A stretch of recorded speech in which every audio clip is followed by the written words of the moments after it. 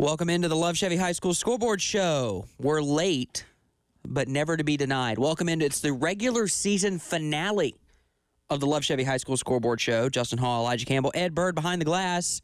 Congratulations to the South Carolina Gamecocks on their win tonight over SC State. Moves to 1-1 on the season after that tough loss to North Florida, the Ospreys. Birds of Trey. Game number 1. They avenge that loss, but at the hands of SC State, they win that ball game. They're 1-1. They got Towson on Tuesday. But we've got action all across the state. Now, you know, Ed was here. Well, Elijah wasn't in last year. This feels very normal, doesn't it? To be, not maybe 45 minutes past it, but it felt really normal to be getting in here around 8:30, and you know it's halftime in a lot of these games, and felt kind of what's old is new again. But a nice throwback. A little throwback night, but it's a good night for high school football across the state. Number one, it feels like mid-September. That's number one, and I'm seeing Christmas decor, so I have weird. concerns. It's weird. But we have the game of the night, the game of the season, the game of the millennia, it appears, taking place. That might have been too strong. Over at Dutch Fork. The Silver Foxes and the Irmo Yellow Jackets, both teams undefeated, both teams in line for a region title. Winner wins the region. It's a rivalry game.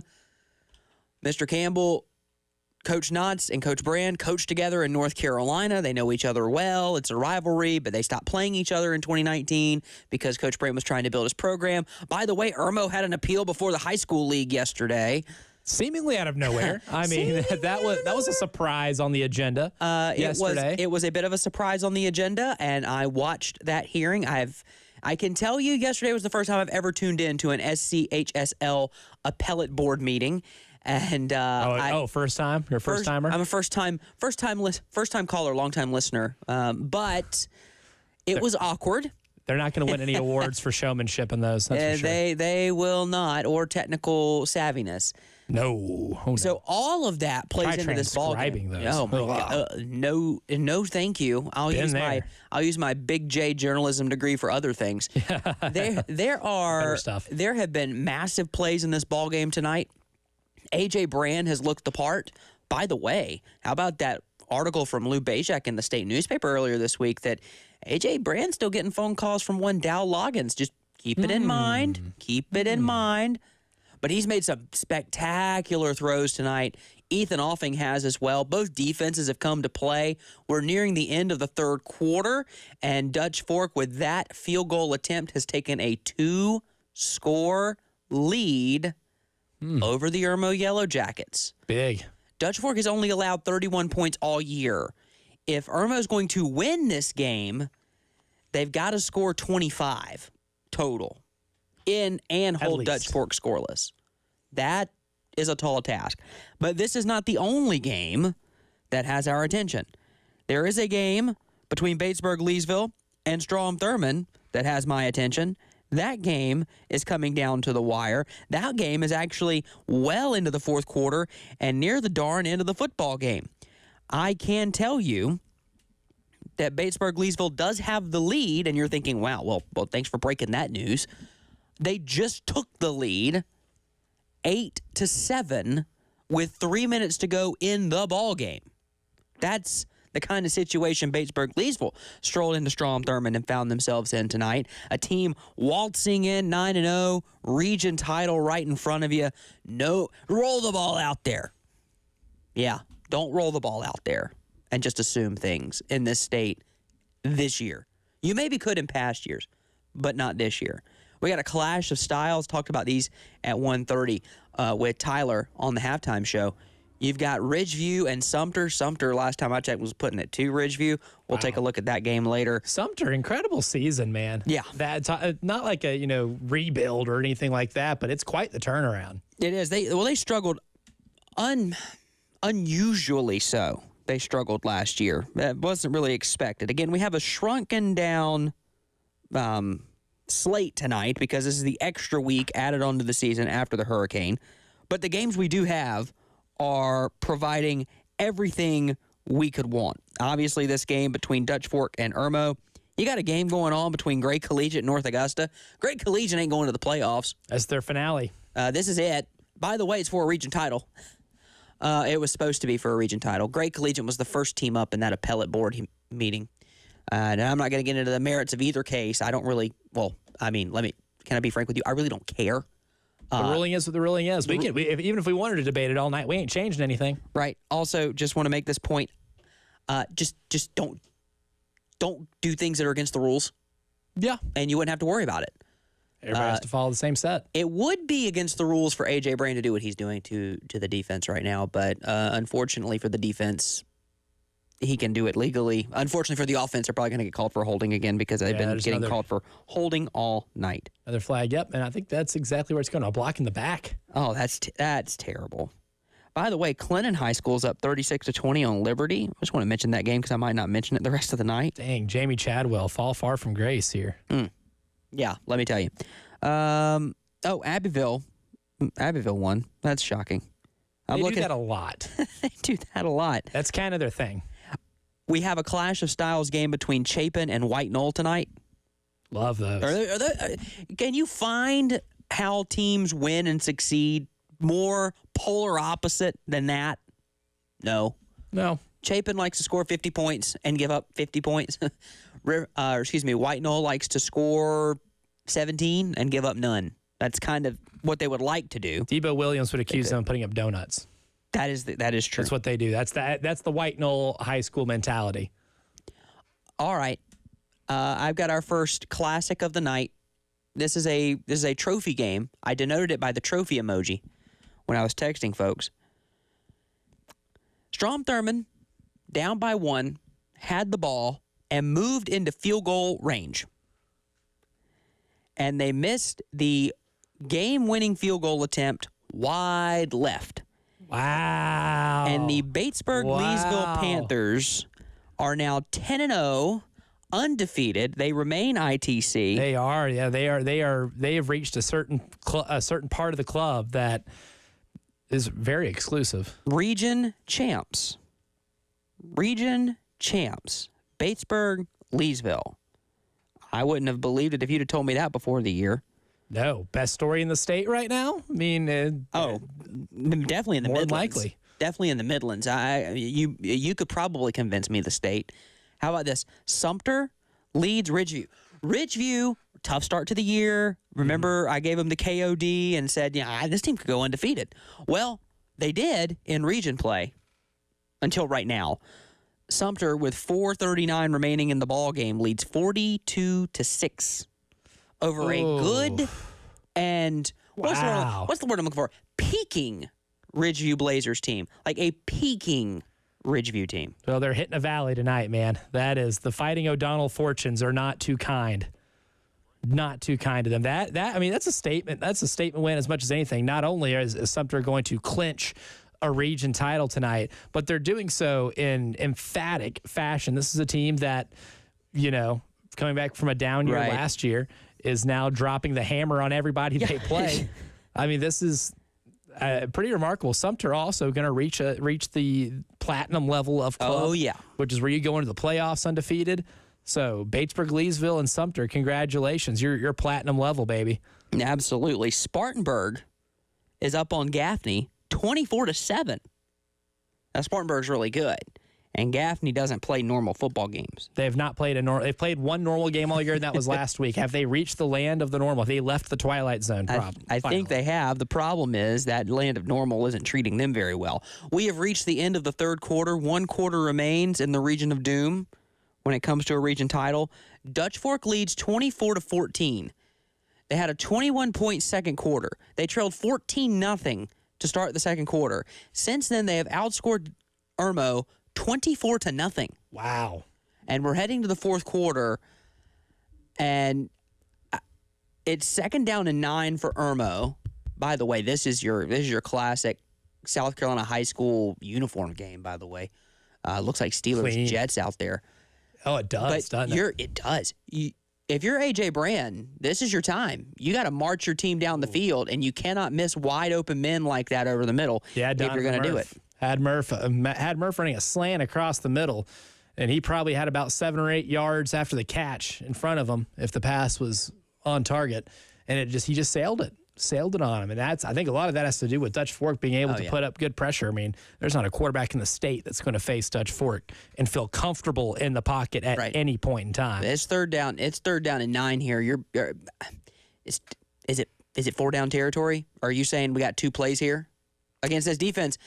I mean, by the way, Dutch Fork's offense is not exactly stalling tonight. No, they're moving. They're moving the football. So it might be 2-down territory. I believe so. Another result from this region, the D-line shift. You got to be careful.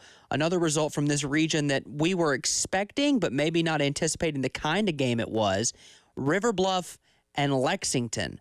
River Bluff wins 24-10 over the Wildcats of Lexington tonight. So River Bluff going to finish third, it would appear, in this region. Lexington would finish 4th unless White Knoll wins tonight. Then we can start having different conversations about the role of finish. Where there it is. A White Knoll turnover. Chapin capitalizes. 4:40 to go in the ballgame. Chapin has... Nice. I will say They're FBS. I did cover a game at Sanford Stadium, and that press box before the renovation was not the best. It's terrible. I mean, I get being.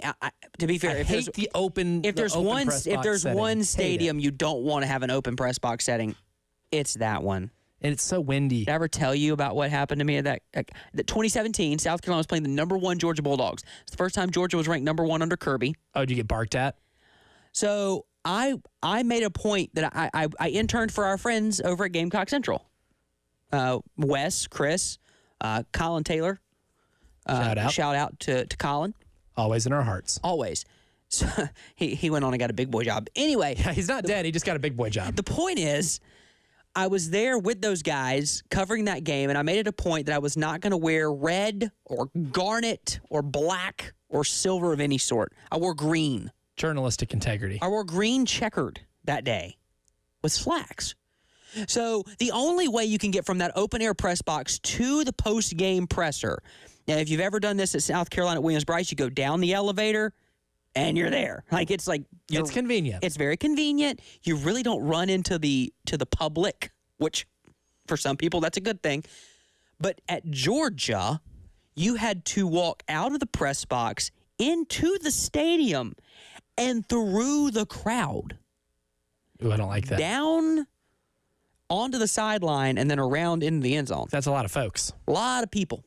Now, I guess they have a really good idea of who their local guys are. Like, they know who covers the beat. And they knew that this guy, he ain't from around these parts. They could smell it in Athens. They probably. They probably smelled other things, too, around that stadium. Anyway, and I had children barking at me. Like children. Not just from grown men. Listen, I'm You've just been barked saying, at by children. Human beings should not bark at one another. No. You probably shouldn't bark, period. But you certainly shouldn't bark at people in their face, especially when they're just there doing a job for which, again, I was an intern, they weren't getting paid for. You got barked at for free. I got barked at for free. No compensation. It's terrible. Wasn't fun at all. That's my Georgia story. Oh, man. That goes back. I didn't get barked at when I was there. Chapin press box. Is that how we got there? By the way, it's actually nicer than Georgia's. South Carolina lost that game 24-10 that day. Ooh. Had to write my story in the back seat of Colin's car driving back to Columbia. I didn't know where we were half the time coming from Athens. It's a weird drive. It's a weird drive. Even coming from another direction. Weird drive. That's one of those places, man. You just don't know how you got there. You don't. Yeah. But the Chapin press box is really nice. That's how we got onto that story. It's brand spanking new. It's really It is really nice. It's like how many levels is that, you think? Probably 3 or 4. I guarantee they saw River Bluffs and they said, we need to one-up it. Oh, 100%. Especially, being press in that box region. wars. Press box wars. I like those kind of wars. You know how you win a press box war? You put an ice cream machine in. Ooh, yeah. That's how you do Soft serve. Bank of America Stadium style. Really? Covered that game in 2017, too. NC State, Carolina. Really? Deebo Samuel opens the season with the kickoff return. Same year. They have soft serve in the press box? Yeah. Oh, boy, that's dangerous. Yeah. Like Braves locker room. Good thing I don't cover the Panthers. I have diabetes by the end of the year. There are plenty of reasons why we should be thankful that we don't cover the Panthers. Also very true. White Knoll runs a draw And 65 yards later, we're tied at 28. This might actually end up being the better finish between the Region of Doom teams tonight because I don't know. Irmo just got the stop. Irmo got the stop. They still got to pick up 2 more scores. Yeah, that's going to be tough to do against that Dutch Fork defense. I don't. That defense that is a much needed stop. That is an incredible tackle. My goodness. Listen, number 4. I don't have a roster in front of me. My goodness. Ooh, put a helmet right in his gut. And separated ball from human. That's how you do it. That's how you do it. Kyle Mitchell, defensive back. That's a senior, by the way, playing in his final regular season game. Oh, also, the playoffs are coming next week. And these 2 teams, are you ready for this? These 2 teams will not meet in the playoffs. Because in the infinite wisdom, we have decided to split Class 5A into 2 divisions. But not equal divisions. Just 2 separate ones. By the way, Irmo very well could be the number 1 seed in their side of the 5A bracket. Dutch Fork with a win tonight definitely is the number 1 seed in their side of the bracket. Irmo with a loss could still be the number 1 seed on their side of the bracket because we use RPI now to determine playoff seeding in 5A and 4A. The robots are taking over. I'm not used to this. I'm not used to the analytics. I'm a traditionalist at heart. I'm all about laying down a bunt to move a guy over. I don't care the situation. You're all for using the traditional standings. Absolutely. I'm all for the Sagarin ratings. Yes, I'm for all the tradition. I like the analytics when they work in my favor. Computer-like tradition. Yes, and they work in my favor, though. They work in my favor. We'll be back for the second and final hour of the program right after this on 107.5 The Game.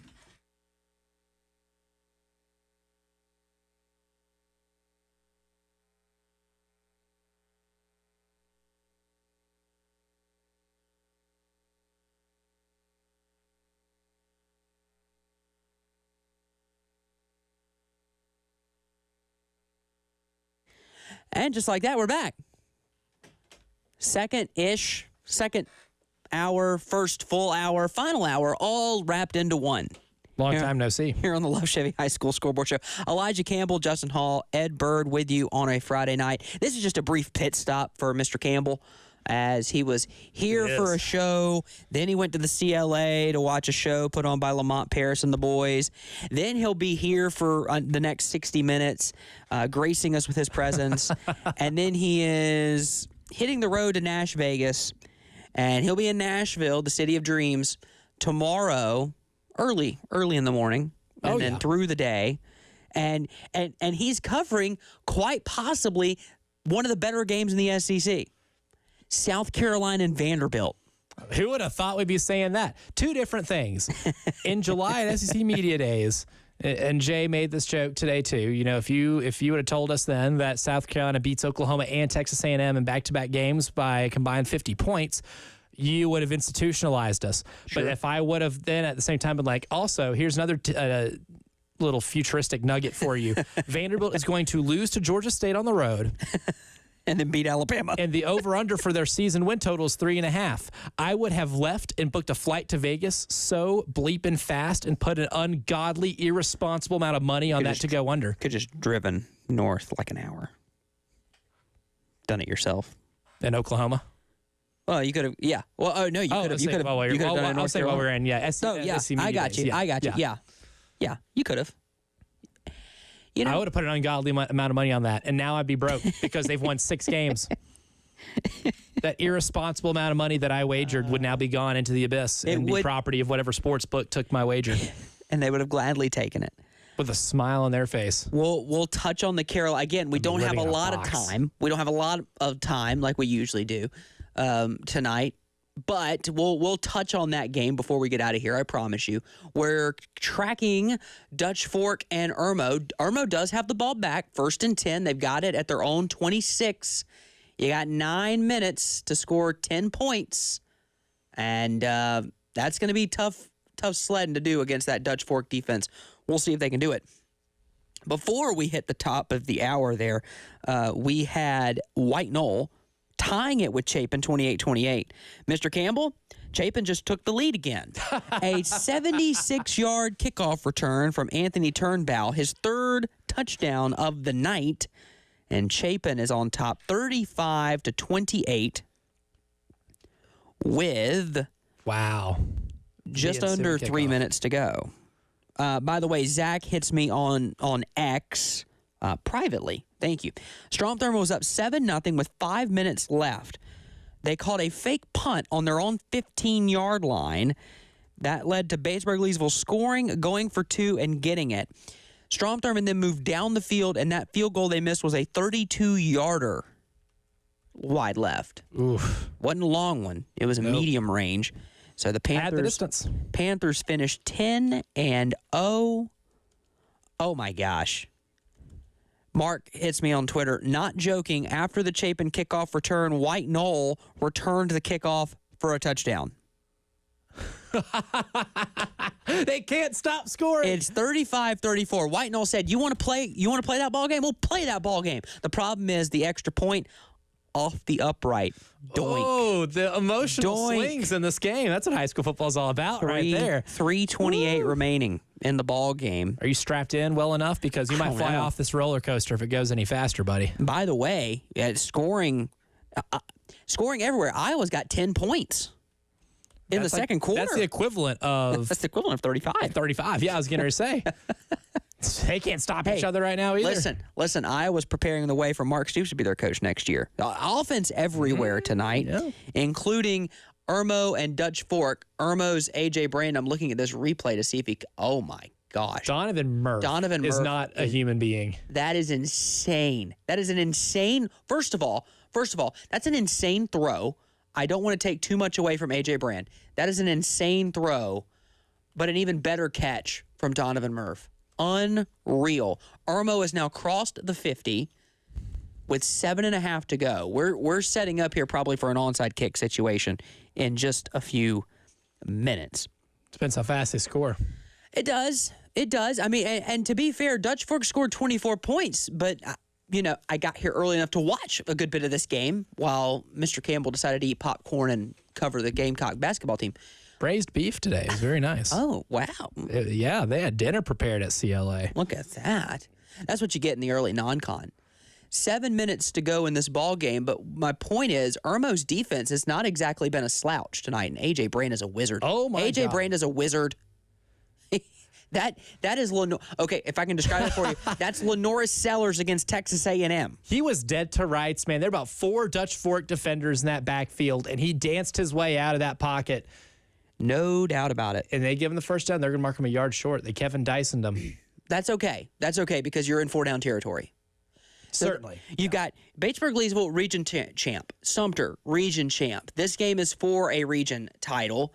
And again, in years past, I have had my bracket printed out and ready to go and filling in teams. And obviously this year's a little bit different because this situation would have actually been happening last week had a hurricane not just destroyed half the state. So that all got pushed back. So we'll actually be filling out playoff brackets during the week and have them for you next week as we kick off the playoffs. A.J. Brand just made another ridiculous throw with another ridiculous catch, but it was dropped. Oh, it was dropped. I thought he caught the ball. Yep. Oh, it's in his hands. Oh, that's a great play by the defender. He came in and popped that ball loose. These Dutch Fork defensive backs, if I could spit it out, they're so physical, man. Anytime I watch them play, that's always one thing I've noticed. Their defensive backs play so fundamentally sound. And that's what that was. Kid had the ball in his hands, just got punched out. Yeah. Yeah, squeeze the rock, brother. You've got Dutch Fork DBs don't play around. And now it sets up 4th and 1 with 6 minutes to go. Again, we're talking about game of the season implications here for both of these teams. The ball came out. Uh-oh. Are they ruling him down? I think they are because they blew the play dead. If you're Dutch Fork, run it back. Yeah, continue. It doesn't matter. Well, it doesn't matter because you can't go. Yeah. Wow. College football in the NFL has just ruined my brain. You're in college football mode right now. But yes, there was a first down gained on that play. We'll look to see if A.J. Brand was down. This is game of the week type stuff. So as we're watching this game, this is the one, Elijah, when we started in week 0, which doesn't exist, he was down. We started in week 0, which doesn't exist, and we looked at this. We looked at the schedule, and we all circled this ball game. Yep. And said, if this season plays out the way we think it will in this region, this is the game. Course. Unstoppable force, immovable object, Andre the Giant, Hulk Hogan. Tyler Head today said it was The Rock, Hulk Hogan. So Hulk was like 30 years older at that point. It's one of those kind of ball games where it's just each team's going to bring their fastball. Whose fastball is better? Yeah. And dare you to hit it. And who can throw in that occasional just ridiculous curveball. And Dutch Fork's done it. Dutch Fork defensively, they don't surrender a lot of points. They aren't in track meets. I said it previewing this game, Elijah, if Irmo's going to win this game, they got to kind of turn it into a track meet. Mm-hmm. I didn't know, because let's be quite frank here. Irmo's undefeated. They're 9-0. But they're not exactly, putting people away early. They've played with their food a little bit this year. Yeah, in some games. I think that's a fair assessment to say. And it appears to me that their deficiency is on the line of scrimmage, because this is about the 6th time tonight I've watched Dutch Fork with their shift catch Irmo off balance on the line and getting the offensive lineman to not look at the ball and look at the defensive line. That's just a cardinal rule. Don't look at the defensive line, look at the ball and wait for the snap count and know what you're doing. Irmo, in this situation, cannot keep shooting themselves in the foot, because look at the clock. We're down to 4 minutes in this ball game, 4.5. You're going to have to get an onside kick here. At some point, Mr. Campbell, get a few more yards. Do you think about kicking the field goal? Oh, here's the option. There's speed on this Dutch Fork defense. There is. So it's a. I don't know if I can. I don't know. Irmo's missed a few this year. I don't know how confident they are in their kicker. It also just depends how close you get. If you're on the 3-yard line, then yeah, something like that, 3-4 yard line.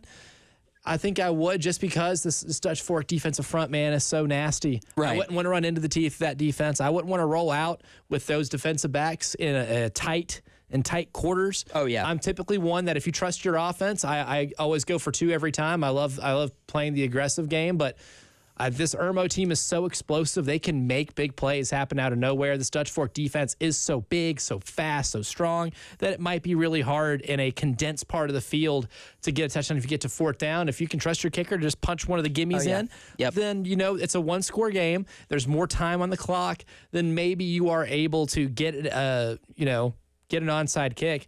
That's the thing, too. They get the onside kick, then they kick the field goal. That's game, blouses. Exactly. But that's why you really need the touchdown here. And my thing is they have all 3 timeouts. I think that they're preparing to go for the touchdown. Right. If it comes to that, and then use all 3 timeouts if you don't recover the onside kick. And then if you hold them to a field goal, then you're still in it. You're still in it. You can afford yourself a little bit of time left. And if you're A.J. Brand, you're going to try to make a play here, and instead he throws an interception. Oh, wow. That's that ball might game. be it. Yep. Was he hit? Hit as he threw. I think he was hit as he threw. That's ball. I mean, I would love for you guys to stay tuned into this game along with it. That's ball game. It's a 2-score game now with 3 minutes left. You have to force a fumble or something. You turn over your own. I mean, use all your timeouts here. If we're using ESPN's FPI. Yep, he was hit. The defensive end drove the offensive tackle into A.J. Brand as he's releasing the football. Which, again, Riley Salters making a great play on the ball, too. Linebacker just kind of out covering the flat. Ball goes right to him. He gets down on the ground, makes a great play. Oh, yeah. No Riley question. Salters. Unbelievable. And we're still tracking, by the way, as we keep up with this game, which is the game of the week. We're still tracking other games across the state. Spartanburg leads Gaffney 24-19. Gaffney went for 2. They didn't get it. 6.5 to go in the ball game because Gaffney 24-7 in the last segment. What the hell happened? Gaffney does not play regular games. They don't. That's not what they do. None of them are normal. Let's see here. It's like if the song Thriller was a football game. Exactly. It's spooky all the time. We do have a final from the Skeeza 3A playoffs. Northside Christian defeats First Baptist 53-28. Okay. So there's your first playoff result of the season. The Crusaders getting it done. Crusaders crusading and doing their thing. They get the win. They move on. That's a good football team down there in Skeeza 3A. something, a team to maybe keep your eye on. And Dean Howell, a long history coaching here in the Midlands, was a longtime coach over at White Knoll. Oh, yes. Last year, I mean, it's been a bit-by-bit project with Northside Christian. I think this year's the year where they have a lot of returning talent. I think when Dean first got there, they were just loaded with 8th graders and freshmen. And it's been this is the year 3 of the process, if you will, to steal Sam Hinkey's verbiage. And in year 3 of the process, you're seeing it come to fruition with playoff win.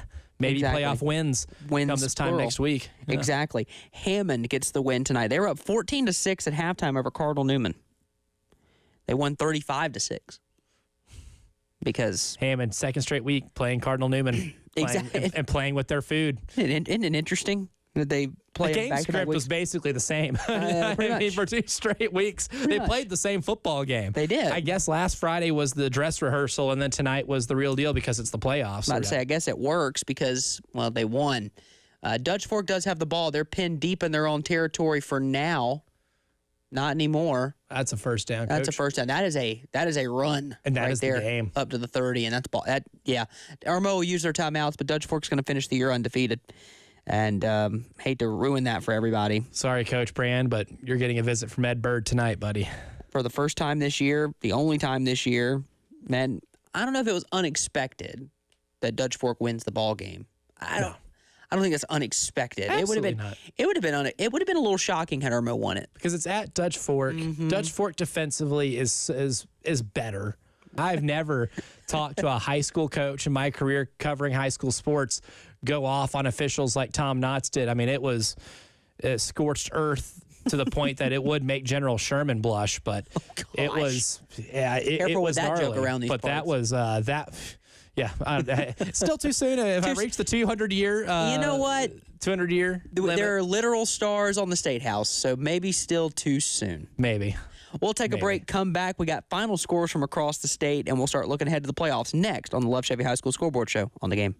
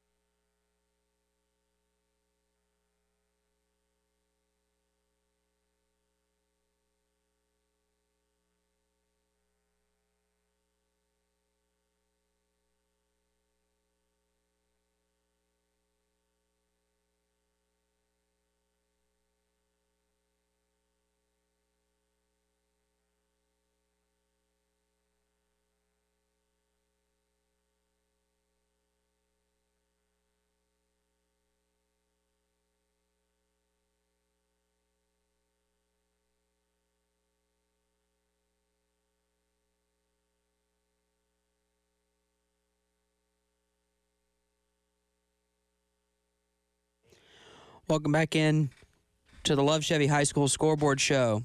On the game, Justin Hall, Elijah Campbell, Ed Bird, here with you on a Friday night. You know, my Friday night got started off really well. I'm not used to having time to have dinner with my family before I come to the studio because, well, we're doing 7 to 11. It changed today, and man, I took my daughter. She's 7.5 months old. She'll be 8 months on the 20th. We decided to take her to a national landmark. Ooh. Took her to the giant cone under the sky. Zesto. In West Columbia. Is that her first Zest experience? It is her first Zest experience. It's not my first, as evidenced by what I ordered.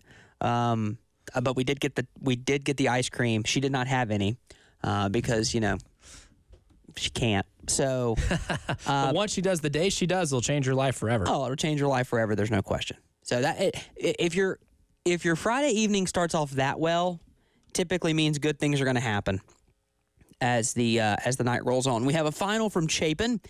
Chapin 35, White Knoll 34 in the wildest 4-minute stretch of football possibly this season, but so on brand for the Chapin Eagles.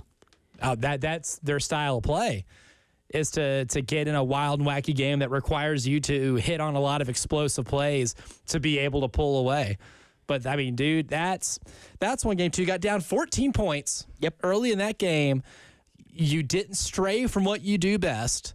They hit on a couple big plays. They tie this thing back at 21, take the lead, give the lead back up on an explosive run play, then return the ensuing kickoff for a touchdown. Then the next kickoff gets returned for a touchdown. But special teams also wins. There's 3 phases of football. Justin Hall, we talked about White Knoll's defense. We talked about Chapin's offense. Both of them were going to play well. Who is making the special teams to plays to win the game? They both made special teams plays that were winning special teams plays in terms of returning the kickoffs for touchdowns. The difference is Chapin just made that little PAT after those big special teams plays. Yeah, it comes down to the missed PAT.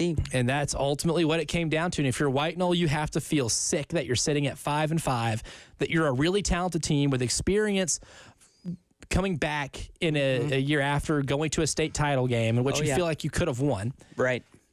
Losing a lot on defense, but still bringing back enough to where you got to feel really good about your team. Losing a heartbreaker against Sumter early in the year, where you kind of blew a lead late in that game. Lost a heartbreaker to a team that in Sumter we just talked about a segment or two ago. Right, has breezed through their schedule and then beat the lights out of Ridgeview tonight for a region title. They're one of the best teams in 5A. No question. So it's not like you don't have that in you. Right. And then you lost a couple of games in region play that were just total gut punches, and tonight might be the biggest gut punch of all. You're sitting at 5-5 right now, but you're a team talent-wise that's 8-2. Very well could be.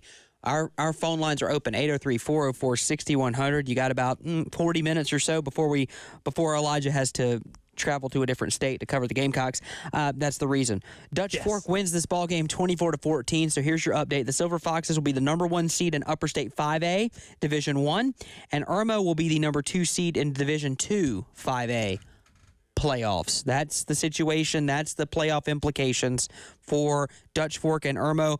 Before we get to Bill here in just a second, this is a Gaffney update for you. A rugby-style punt bounces off a Spartanburg player. Gaffney recovers. They trail 24-19 with 4 minutes to go. With the ball! Let's go to the Love Chevy phone lines. They can't play a normal football game. I love Bill. Bill joins us on the line. Bill, I was keeping track of your Greenwood folks tonight, and you guys were trailing Malden early, and I thought, oh my gosh, what's going on? But give us the update on how that game played out. Well, Greenwood ended up winning 35-13 over Malden. Yes, it was very, very hard the first half. It was 13-7 at halftime, Malden. But tonight was also senior night and homecoming at Greenwood because, the hurricane messed up all that back a couple of weeks ago. It's about a month ago now, almost roughly. So they had to crunch everything down into like one game like that. So, yeah, the seniors had a lot of stuff going on in their head, even though a lot of seniors don't really play. We got more juniors that play more right now. But still, it affects everybody. But, Malden just came out and they threw a big 61-yard pass play, didn't score on it, but then they scored like 2 plays later. Trying to think of the running back, see if I have his stuff here. But anyway, I'll give you some stats real quick for Greenwood and for the teams. Greenwood had 48 plays for 395 total yards. They passed 17 times for 258 yards. Malden had 50 plays for 262 yards, 18 pass plays for 145. They ran it 32 times for 117. Greenwood 31 for 137 yards. Penalties again killed Greenwood, 9 for 60. Trey Crawford, the running back for Greenwood, 12 carries for 108 yards and 1 touchdown.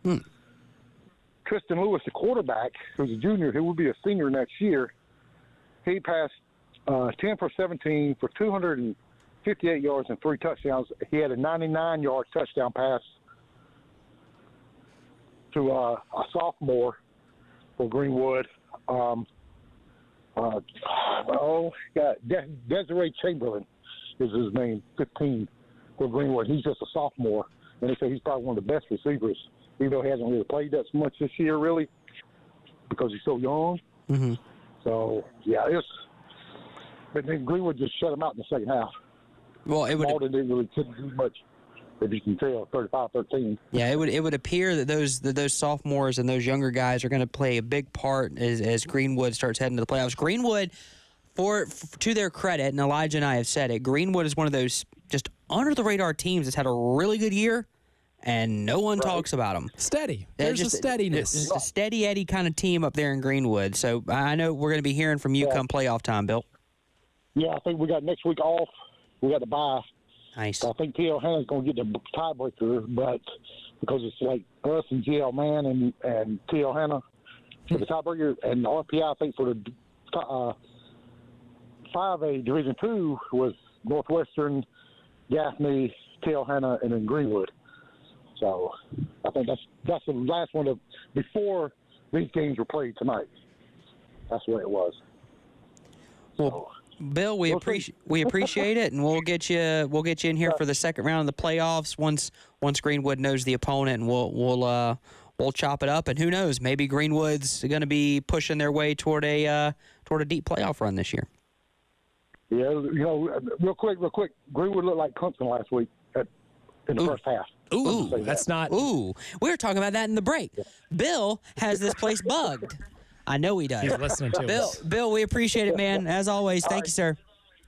Yep, y'all have a good one. Bye. Good stuff, as always. Let's stay on the Love Chevy phone lines and go to Kale next. Kale, go ahead.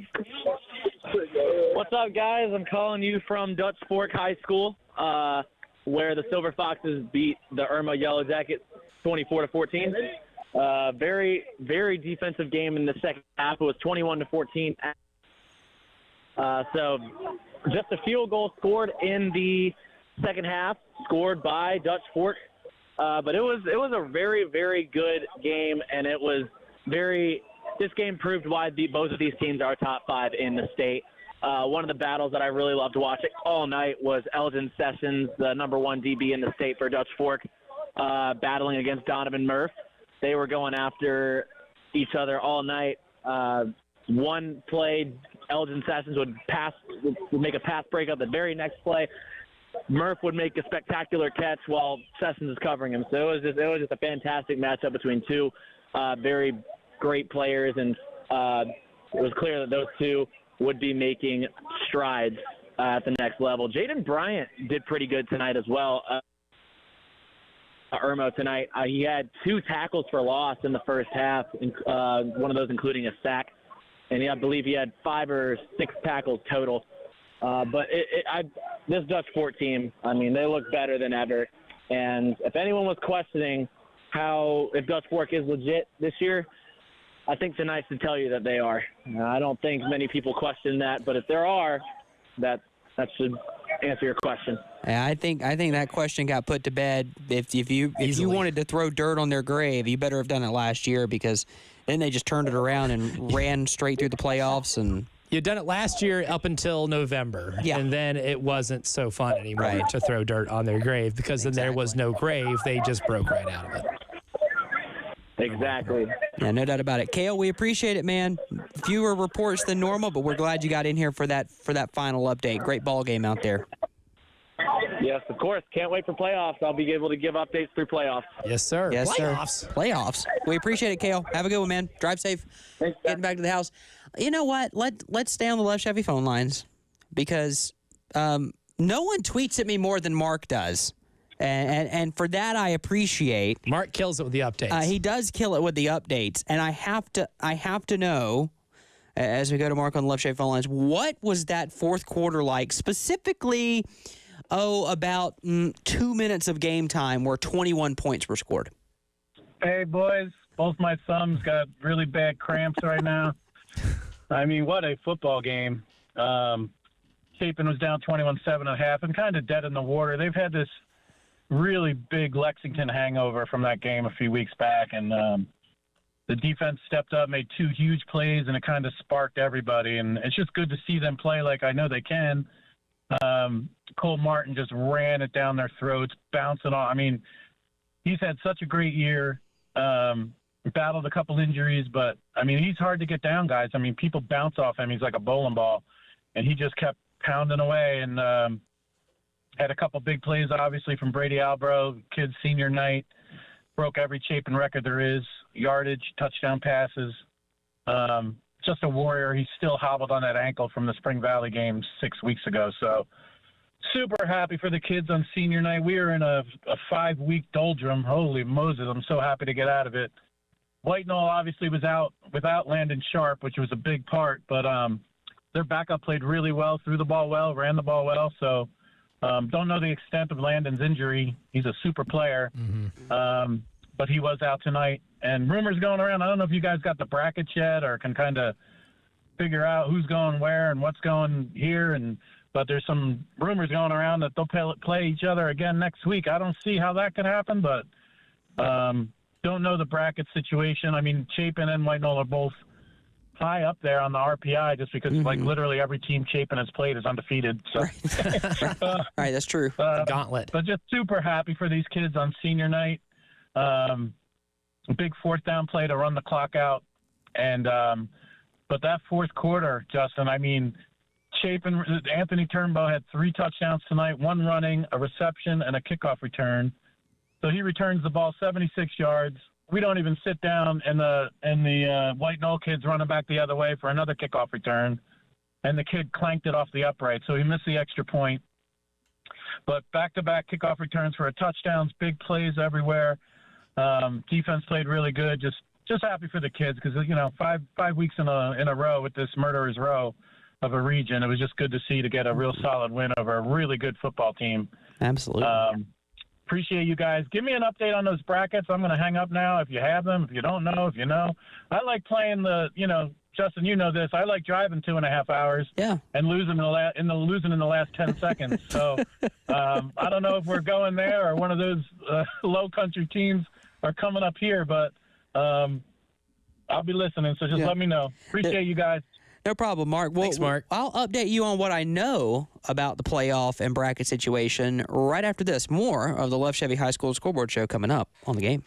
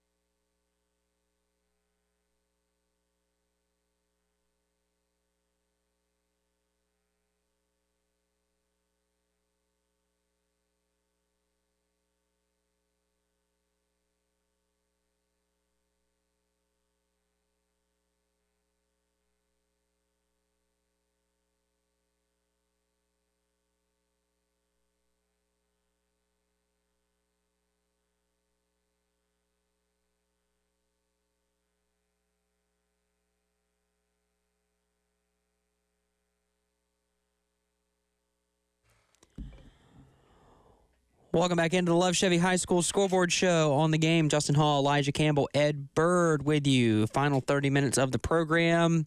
We haven't been here for a long time, but it's been a good time. And in that short amount of time we've been here, we already have our winner and our choice for the Honda of Columbia Drive of the Week. The Drive of the Week, sponsored by Honda of Columbia. Oh gosh, it's got to be Chapin. Without a doubt. The Chapin Eagles and the White Knoll Timberwolves back and forth, back and forth.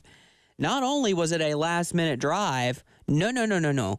It was a kickoff return for touchdown, and then the hand of whomever moving the White Knoll football to doink off the upright, and then a long drive to salt the game away, and the Chapin Eagles finally get back in the win column. 35-34 over the White Knoll Timberwolves. The Chapin Eagles are our Honda of Columbia Drive of the Week winners. A regular season finale. We made it. You know, I'm a big Ken Pom guy for my college basketball information.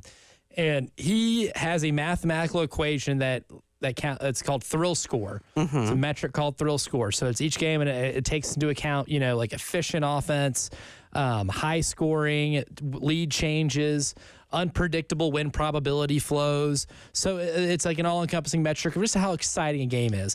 This game would have broken Ken Pom's excitement score metric. I think would have just shattered it. I think it would have. By the way, if you missed it, Dutch Fork 24, Irmo 14, game of the week, game of the year. Did it live up to the billing? 70%. The anticlimactic finishes are usually ones that are. Yeah, I mean, a 10-point ball game. Irmo was driving late. A.J. Brand throws an interception to kind of seal the deal, and Dutch Fork runs the clock out. Irmo did call a timeout, though, with 10 seconds left. Down 10. For what reason? I don't know. You can't take them home with you. Can't take them home. Yes. Might as well use them. By the way, thanks to Thomas for this one. Before we get to our look ahead to tomorrow, 17th straight win for Dutch Fork. 14. Tom Knott's been there for 15 years. He got there when I turned, how old am I? 15. Thank you. Half your life. Half my life. He's been there 15 years. Thanks for making me feel old. 14 region titles. That's a funny stat. That's not one of those, good stats. That's funny. That is hilarious dominance.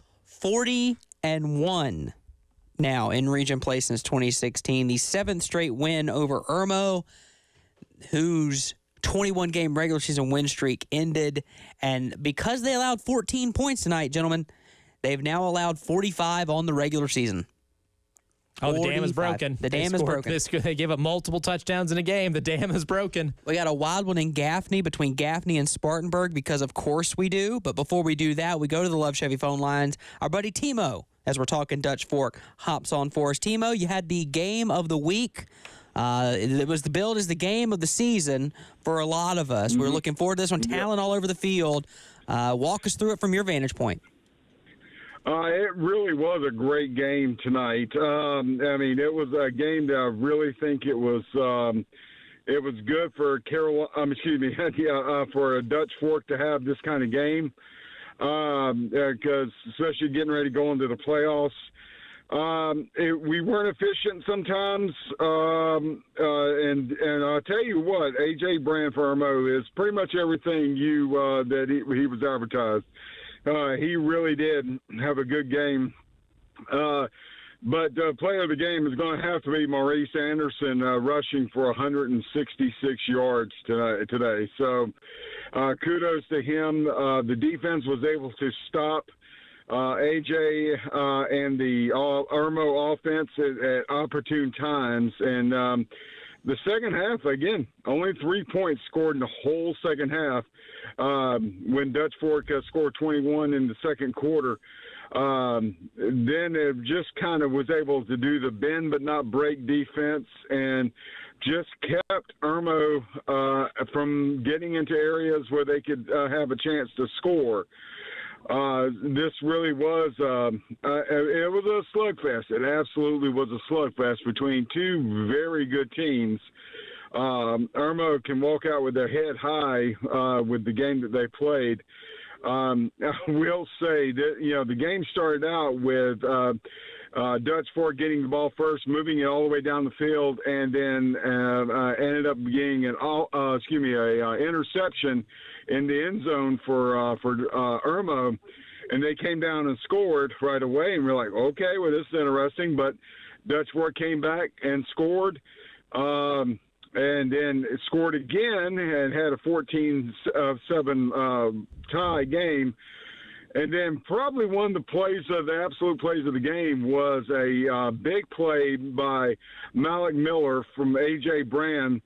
The ball was tipped right in front of the receiver on a long pass and just kind of flipped through right into Malik's hands, and he was able to run it in for a very long touchdown. So that was that kind of quieted things down a little bit. But I'm going to tell you something. This whole stadium was completely packed. There were people still trying to get into the stadium in the second quarter. They literally had 3 lines of people to let people into this game. This game easily had 9,000 to 10,000 people. I was told by one of my DJ there that if this game had been played at Benedict, it would have been sold out at Benedict. Wow. As well. Wow. So it really was a truly packed house. The energy level was up. It was a great game between two teams.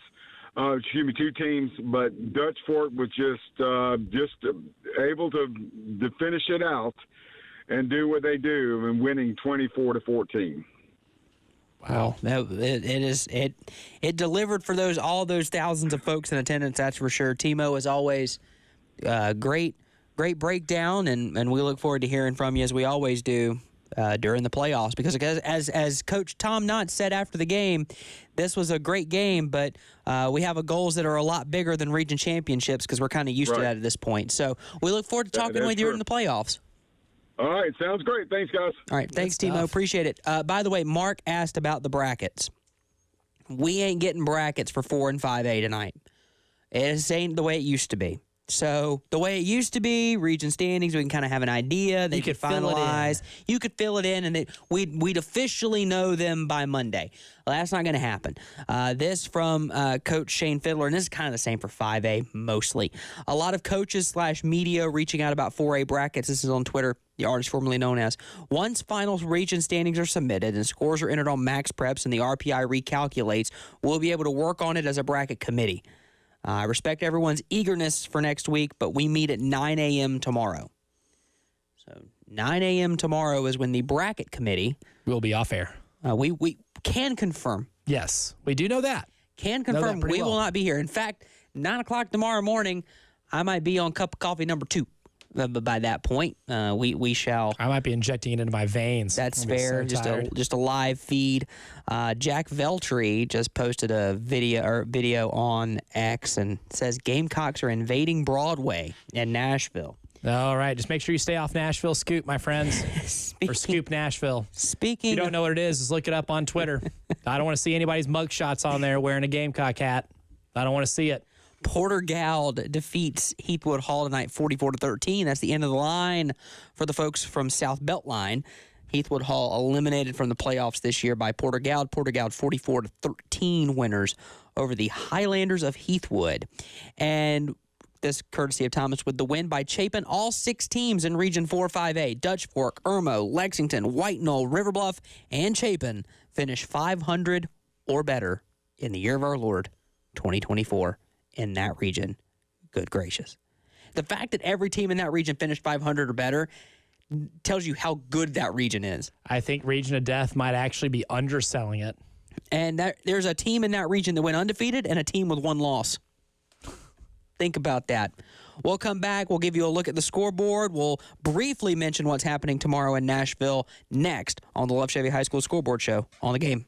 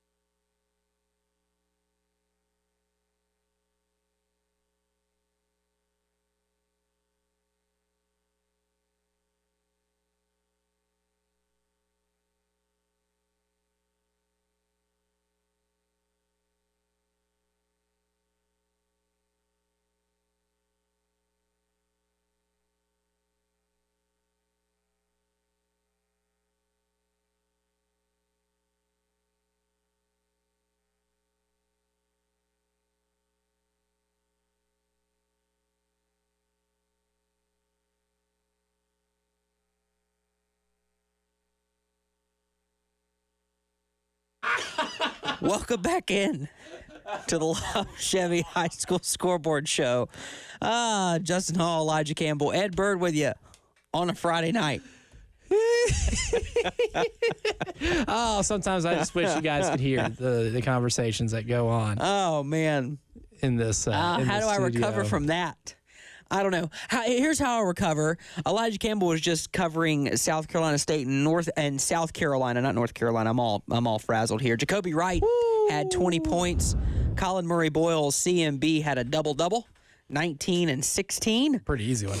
And Jamari Thomas had 14 tonight, so that gives you a score look there. Really quickly, before we get more on high school football, let's look at the scoreboard. Chesney over Blacksburg, 40-13.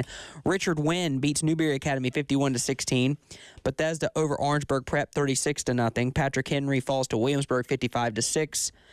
Hilton Head Christian over Florence Christian, 42-17. Pinewood Prep over Trinity Collegiate, 49-13. And Powdersville beats Southside Christian 44-0. Myrtle Beach beat Socastee 35-23. And Greenville got the win over Easley 49-21. Gaffney storms back. They beat Spartanburg in a weird game because it's Gaffney. Because they don't play normal ones. 27-24. Let's go to the Lumos guest line and talk to our buddy Lou Bezak. What's happening, fellas? Hey, Lou. Well, we're going to queue up that, but it's okay. We don't need – you know what? Everyone knows it's the Lumos guest line, and everyone knows that Lumos is the future of the internet. All right, so Lou Bejak's here with us. Lou was covering Dutch Fork and Irmo. So really quickly, we've talked about this game kind of ad nauseum here, Lou, but just give us your take really quickly on what you saw tonight. Oh, just a great game, great atmosphere. Felt like a state championship game, and it was just two teams going back and forth. And second half was a little bit slow. There was a little less possessions, and Dutch Fork defense really came up. Shutting out Irmo in the second half was huge. Riley Salters with the big pick late in the fourth quarter to seal it, and just a great game. Coach Knotts said after the game, these are the two best teams in 5A, and I mean, it might be hard to argue. I mean, both these teams are really good, and I wouldn't be surprised if both of them make it to Orangeburg next month. But they won't play each other in Orangeburg, and that's a separate conversation. That's you could have two state champions from the same city. That would be interesting. Yeah, yes, it would be. Interesting is the word I will choose to use. There's a way to settle it on the field. If only. All right, so let's look at a few other storylines tonight. They weren't the only Dutch Fork, not the only team to win a region. Batesburg-Leesville wins their region, Lou. They were down 7-0 with like 3 minutes left, and Strom Thurmond decides to fake a punt on their own 15. Yeah. Batesburg-Leesville cashes in, and then Strom Thurmond misses the go-ahead field goal late to lose that ball game. So Batesburg-Leesville wide right. Batesburg-Leesville wins the region. They stay undefeated. They go 10-0. Best story in the state? Question mark. One of them, I would say. Top three, for sure. And so when you're looking at that classification, Saluta's really good. 2A Upper State is loaded, man. I mean, exactly. I mean, Clinton, Saluda, Batesburg. You throw in Strom, who else am I missing? There's at least four teams right there. I mean, it's a very top-heavy. It's a very upper state. Yeah. I think is definitely dominant region or classification there, and it's going to be fun to see how that plays out. Which that would lead me to follow up. The biggest obstacle they'll have to a 2A state championship would be Philip Simmons, maybe. Okay. Philip Simmons, Manning. Interesting. Yeah. Philip Simmons, Manning, maybe. Yeah, it's so interesting because everyone's asking us about playoff brackets, and I have to tell them I'm not as important as Lou Bezak. I don't have them yet. So when you're looking at filling out these brackets, what ends up happening is you get just a loaded side of a bracket, which makes it just so darn difficult for some teams that you think could have an easier route. Before we get to the playoffs, we just talked about 2A. Let's look at 4A really quick. If you had to handicap a team you think is probably going to have your best shot at winning a state championship in 4A, that's a Midlands team, who is it? If Gray gets in, Gray. Yeah, fair. Did they beat North Augusta tonight? I think Gray could win the lower state for sure. They can. I think the upper state's one of two teams. It's Westside or South Point. I don't think there's much. I mean, you never know. I mean, that's why they play the games. But if Gray could get in with that defense, I know they lost tonight. North Augusta is really good. I mean, North Augusta, I think, will be the number 1 overall seed in the 4A lower state. So, yeah. And then 5A, obviously Dutch Fork, Irmo playing in separate brackets. Anyone talking about Northwestern at all? Oh yeah, I think Northwestern's definitely the favorite in 5A Upper State Division II. Yeah, I think I'm going Northwestern Irmo. I wouldn't be surprised at that. That would be my pick for the state championship. Oh my gosh, would love that. AJ Brandon, Finley Polk. Oh, wow. Getting vapors here in the studio. That's a blessing. That's like 10 days before Christmas too. Oh. Early gifts. Lou Bajak on the Lumos guest line. Always appreciate it, Lou. Thanks for dialing us up, and looking forward to talking playoff football next Friday night. No problem, guys. Have a good night. You too. That's Lou Bajak on the Lumos guest line here on the Love Chevy High School Scoreboard Show.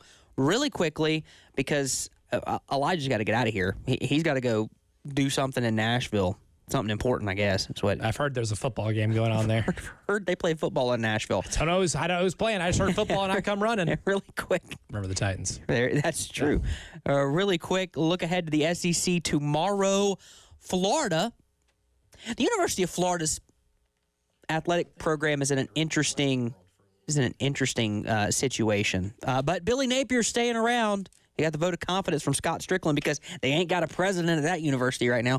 Florida and they must not have $26 million to pay that buyout. Florida's well, they're about to have to pay. Well, I mean, the other thing might be 4 calls, so it might be all right. Florida is at Texas tomorrow at DKR. How about a helmet game there?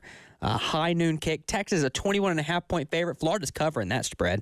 Georgia goes to Ole Miss. Georgia on the road is -1. -1. I like Ole Miss in that, man. I can't quit them. I think I do too. Carson Beck is not playing well. Tennessee hosts Mississippi State at 7. Blech. Yeah, it's going to be a beating. Alabama's at LSU at 7:30. Folks, Alabama's about to lose their 3rd ball game tomorrow night. It will be delicious. In Baton Rouge. They're favored, though, by 2.5. And how about this? A renewal of a rivalry.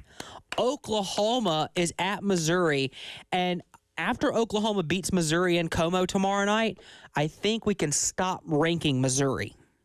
Just stop it. Even if Missouri wins, we should stop ranking Missouri. Just because they were a top 10 team in the preseason does not mean you have to keep ranking them.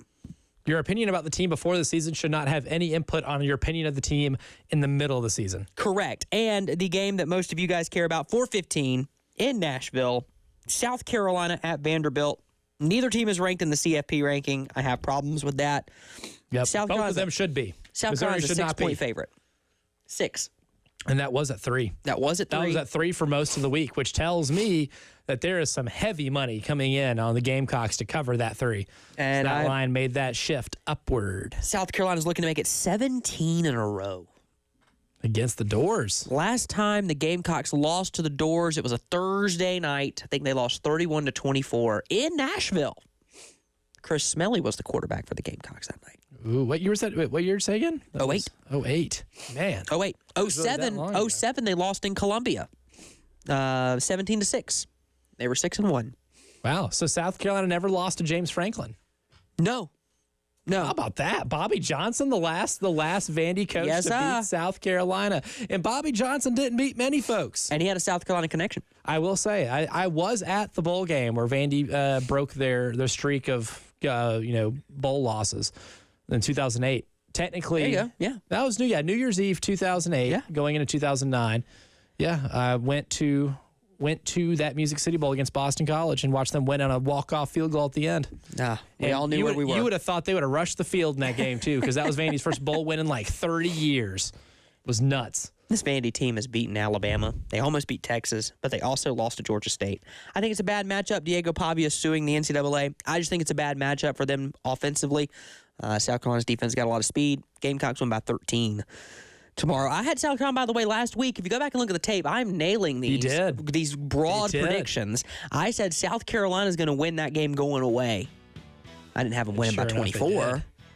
but they want it going away. They'll win it going away again tomorrow. 14 points they'll win by tomorrow. A bunch of region championships awarded tonight. Dutch Fork, Batesburg, Leesville, Sumter, just to name a few. Classic game between Chapin and White Knoll. We appreciate you joining us for the abbreviated version of the program. We will see you back here for round 1 of the playoffs on the Love Chevy High School Scoreboard Show on the Game next Friday night. See you guys.